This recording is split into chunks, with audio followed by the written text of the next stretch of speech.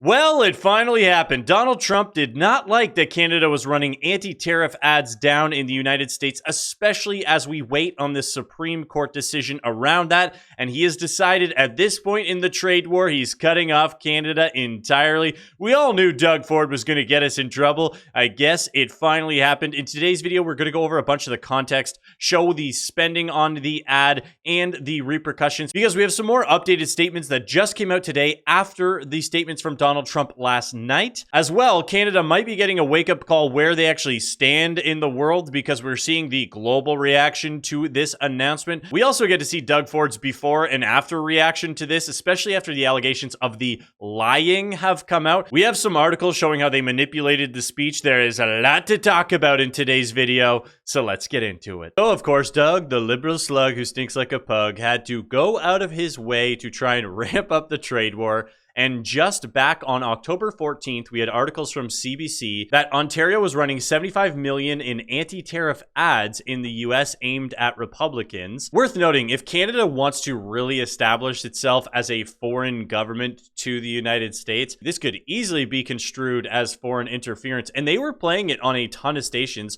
and that's why it cost $75 million. First of all, dumbest waste of money ever. Everybody was freaking out about this waste of money before the blow-up happened, because they're like, Doug, stop antagonizing Trump. Also, $75 million. And look at who he was targeting. Fox News, Fox Sports, NBC, CBS, CNBC, ESPN, ABC, and all those local affiliates. So he was trying to go a bit broad spectrum with it. We have a clip of him saying he was trying to get the Reagan Republicans to go after the MAGA when it comes to the trade negotiations and this tariff. So it's like, okay, so now you're a foreign government trying to create domestic disputes on the same side. Come on, Doug, read the room. So this is the actual ad here. Let's watch it.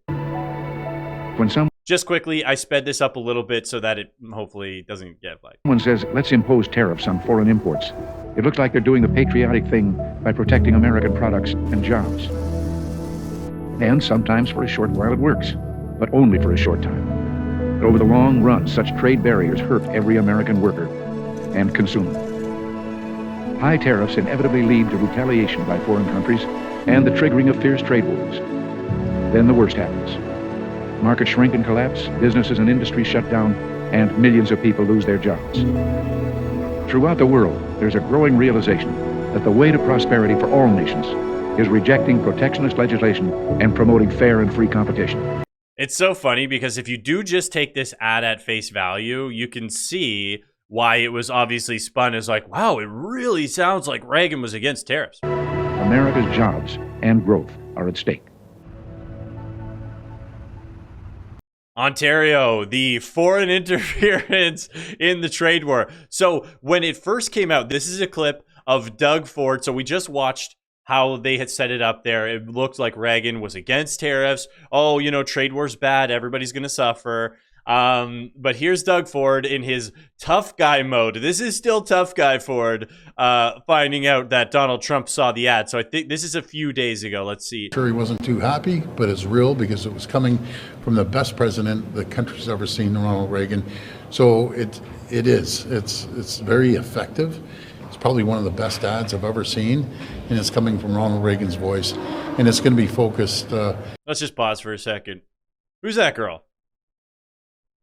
Right across the country, but also in Republican-held areas, because what I feel, the Reagan Republicans are going to be fighting with the MAGA group, and let's hope Reagan Republicans win. So he just said there that the goal is to get Americans fighting with each other, brother against brother. Hey, Doug, the liberal slug who stinks like a pug, Chubb Ford himself. Maybe not a good idea. So if you guys watched my video yesterday, I played this clip. It's short. It's only 13 seconds. But I said somebody slapped Doug Ford's hand, you know, gave him a talking to, because this was a complete 180 in his attitude within 48 hours. And you can see the demeanor change, everything. So this is what his statements were yesterday morning, and Donald Trump made his statements that evening. So we know that they had already got word that Americans weren't happy. We're going to have enough energy, not just to send around the world with SMRs, but large-scale nuclear. Send it down south. There's nowhere else I'd want to send it to than our closest friend and ally. So we on the channel, we're Trump fans, mount up patriots. So we've obviously been covering a lot of Doug Ford's statements. Doug Ford was saying, I can't stand that guy. He's a buffoon. Like, he was straight up calling Trump names. And one of his main talking points, again, which I mentioned in yesterday's video, is that he wanted to cut off power from the United States in the trade negotiations. Oh, we're going to pull the switch and we'll shut off power to Americans if you don't want to deal with us. Now to go and say, look, I would absolutely love to provide power to the US. So my guess is, I'm now more confident in saying this, I said this yesterday, he had already been told Trump is very mad. This is not going to go well for us on the trade negotiations. So now I got to give Carney some credit because I called him out in this short clip as well. I'm going to play just a few seconds because he actually did say something that was correct that I otherwise did not think was correct. But this process, this decades-long process of an ever closer economic relationship with the United States is now over.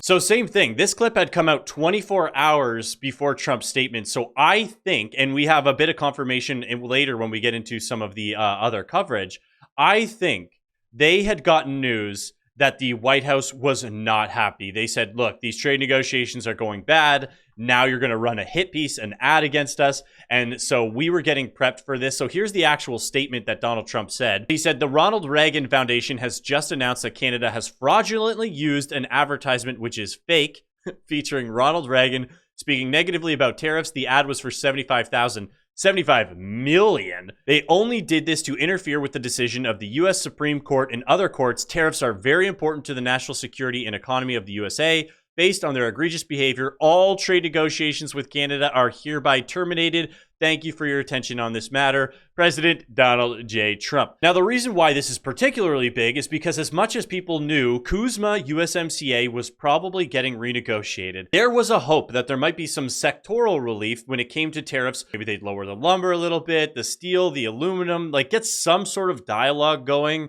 so that all of those jobs weren't at stake. Canada needed the sectoral break. As much as the boneheads in government continue to think that we're going to diversify markets, the EU is not in a good spot right now. Not only are they normally a protectionist economy and say, hey, we don't want to have people dumping in our stuff, you got to follow all of our rules, and they're a nightmare to deal with. Right now, in particular, their economy's not doing that well. They're not going to just start majorly buying from Canada. The only thing they would buy, funny enough, is the natural gas, oil and gas, all of the things that we are not going to be able to provide them with because our government continues to shut them down. We do have a clip here from Viva Frei. This is the actual ending to the speech where he does explain why he thinks that him having the right to tariff the country. In this case, it was Japan. Oh, yoroshiku onegaishimasu. Is anybody a viewer from Japan? If so, hajimemashite. Oppai sugoi desu. Daisuki oppai. That is an Easter egg joke for anybody who speaks Japanese, but here is the clip in context.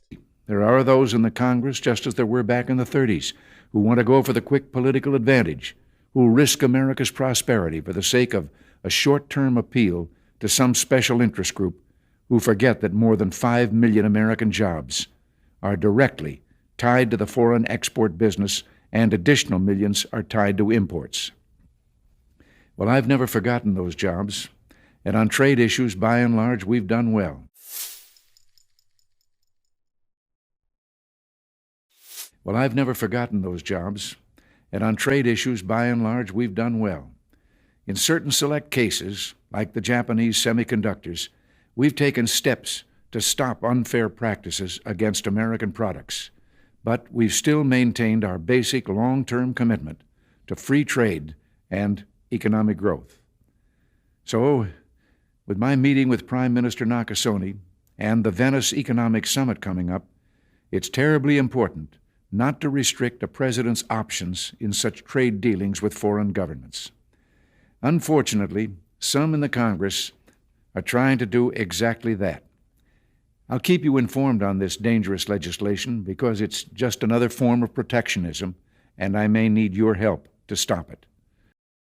Remember, America's jobs and growth are at stake. So here we have the actual context where he's talking about still wanting the right to be able to tariff specific sectors, specific items, wants to keep the power and the tools as the president to be able to apply tariffs as necessary. And Bloomberg put out this article, which was actually pretty cool, So basically what they did is they put a whole transcript of the speech here, and then they highlighted the lines to show how much manipulation there actually was. Just to show you how jumbled up it is, you got to go to paragraph 4 to get to the first lines that they started the ad with. Then you go back up to the second paragraph here to get the third line, and then you go back down again to get fourth and fifth. So they were obviously taking all of these things out of context, which is very common when it comes to political ads. Obviously, political opponents will do this. They'll take people's words out of context, they'll put them together, and they'll run this ad and they'll say, look at what he said.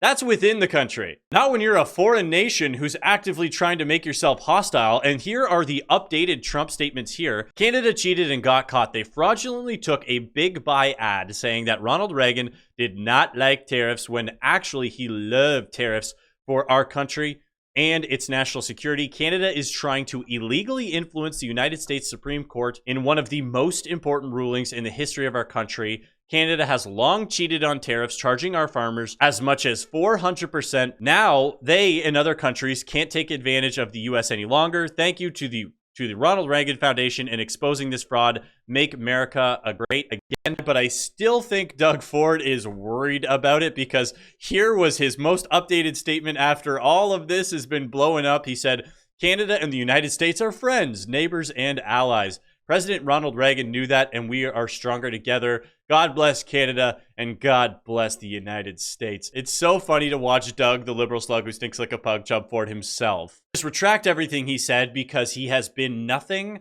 but destructive this entire time. Every single move he's made has been the wrong one by a lot. And the Canadian politicians are learning they're not as big of a deal as they thought, because most of the time when Donald Trump makes these trade announcements, you see a change in the market. Maybe Bitcoin will crash, the market will crash, something changes from that level of announcement. If he even tweets about China at all, we start to see the market fluctuate. Bitcoin, all these numbers will start to move based on those tweets. However, he tweeted that he's cutting off Canada entirely. The markets are up, Bitcoin is up. Canada's finally realizing that we don't have the trade leverage that we thought we had, and that's why even the mainstream media, CBC News, which is very rare to see, is talking about this being a big deal, and the government now needs to appease Trump and back down. Here we are.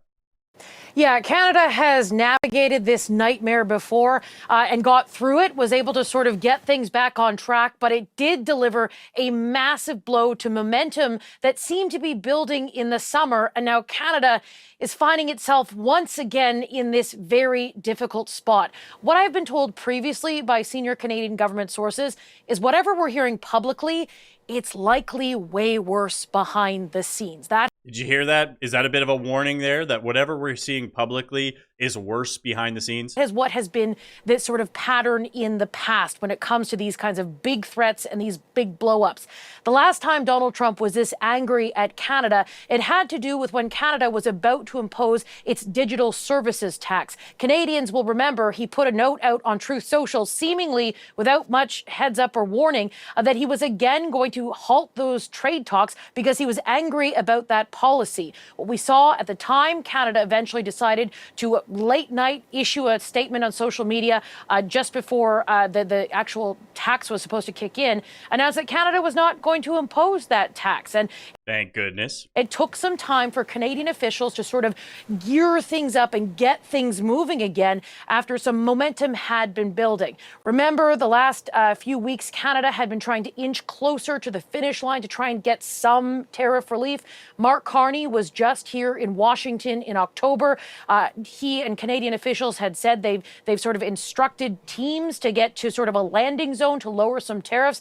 But now everything appears to be off. Everything appears to be off, and it's no surprise because for the most part, the rhetoric has stayed the same in Canada. I still see liberals online now saying, look, Mark Carney never would have been able to get a deal. This is how Trump's acting. It's all Trump's fault. Mark Carney's still doing a great job. How is anybody supposed to deal with Trump? And people are calling for Doug, the liberal slug who stinks like a pug, jump Ford himself to step down. And I think he probably should. He was a problem even before this happened, so I don't really care if he steps down. He's not even a conservative. He's a liberal anyways. Canadians are taking the wrong lesson from this. They're already giving Mark Carney more credit that he's doing the right things, and it's just out of his control, which is why every time people say we need an election now, I do think Mark Carney would win again, because liberal Canadians are just duped that easily that legitimately they would vote for him again, and we would end up in the same or worse position if we had an election if they ended up with a majority. That would be awful. So now maybe Canada can wake up that we do not have the leverage that we thought we had. There's no markets for us to go to. We need a deal with the United States. And I just want to build Fortress America, mount up patriots, because we know